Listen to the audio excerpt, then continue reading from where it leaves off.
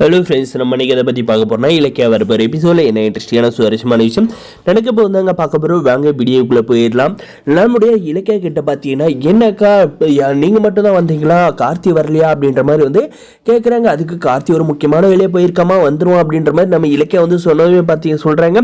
அதுக்கப்புறம் பார்த்தீங்கன்னா வெக்கப்பட்டுக்கிட்டே வந்து சரி அப்படின்ற மாதிரி வந்து இருக்காங்க.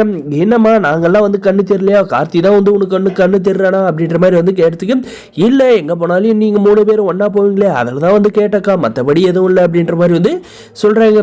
சரி நம்பிட்டா அப்படின்ற மாதிரி சொன்னது பார்த்தீங்கன்னா, நம்மளுடைய பிரியா வந்து ஒரு ஸ்மைல் வந்து பண்ணுறாங்க. அதுக்கப்புறம் பார்த்தீங்கன்னா நம்முடைய பிரியா பார்த்தீங்கன்னா, சரி அக்கா நான் வந்து நீங்கள் ஒரு அனாத ஆசிரமம் வந்து ஆரம்பிக்கணும்னு சொன்னீங்க, அது வந்து எந்த ஸ்டேஜில் இருக்குது அப்படின்ற மாதிரி வந்து கேட்குறாங்க.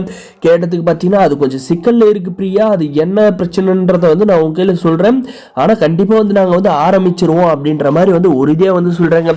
கண்டிப்பாக நீங்கள் வந்து இந்த நல்ல காரியத்தை வந்து எவ்வளோ பிரச்சனை வந்தாலே வந்து ஆரம்பிச்சிருங்கக்கா, ஏன்னா வந்து கடவுள்னு ஒருத்தர் இருக்கிறப்போ ஒரு நல்ல காரியம் செய்கிறப்ப கண்டிப்பாக வந்து நல்லவங்களுக்கு தான் வந்து துணையாக இருப்பான் அப்படின்ற மாதிரி வந்து பிரியாவை வந்து சொல்கிறாங்க. அதுக்கப்புறம் பார்த்தீங்கன்னா நம்முடைய பிரியாவை பார்த்தீங்கன்னா, என்ன நீ வந்து கண்டிப்பாக வந்து அந்த இடத்துல வந்து நீ வந்து விசிட் பண்ணும் ஓப்பனிங் அப்படின்ற மாதிரி எல்லாம் வந்து சொல்கிறாங்க. சரிக்கா டைம் ஆகுது, நான் வந்து போயிட்டா அப்படின்ற மாதிரி வந்து கேட்டதுக்கு, இல்லை பிரியா நீ வந்து கண்டிப்பாக இருந்து ஏதாவது வந்து சாப்பிட்டே போகணும் அப்படின்ற மாதிரி இருந்து சொல்லி மெனுவை வந்து ஆர்டர் பண்ண வைக்கிறாங்க. நம்முடைய பிரியாவை ஆர்டர் பண்ணிட்டு வந்து வெயிட் பண்ணிக்கிட்டு இருக்காங்க. அதே சமயம் பார்த்தீங்கன்னா நம்முடைய கார்த்திகை வந்து நம்ம இலக்கியா வந்து கால் பண்ணி வர சொல்லியிருந்தாங்கன்னு பார்த்தீங்கன்னா, நம்முடைய கார்த்திக் வந்து எந்த ரெஸ்டாரண்ட்டை வந்து கண்டுபிடிச்சி உள்ளே வந்து வராருங்க, வந்துட்டு எங்கே இருக்காங்க அப்படின்ற மாதிரி வந்து தேடுறாங்க. அதே சமயம் வந்து நம்ம வந்து கொடுத்த இயரிங்ஸை வந்து நம்முடைய அண்ணி வந்து பிரியா கையில் வந்து கொடுத்துருப்பாங்களா, எந்த மாதிரி ரியாக்ஷன் பண்ணியிருப்பாங்கன்னு தெரியலையே அப்படின்ற மாதிரி வந்து யோசிச்சுட்டு ஒரு சின்ன பயத்தோடய சந்தோஷத்தோடய வந்து பிரியாவை பார்த்துட்டு போகிறாங்க.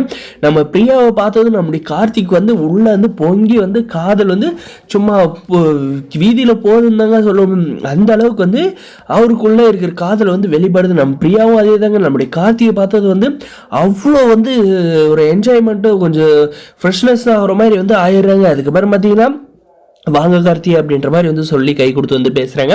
அதே சமயம் வந்து நம்முடைய கௌதம் இலக்கியா வந்து அவங்களுடைய 2 பேருமே வந்து நோட் பண்ணுறாங்க.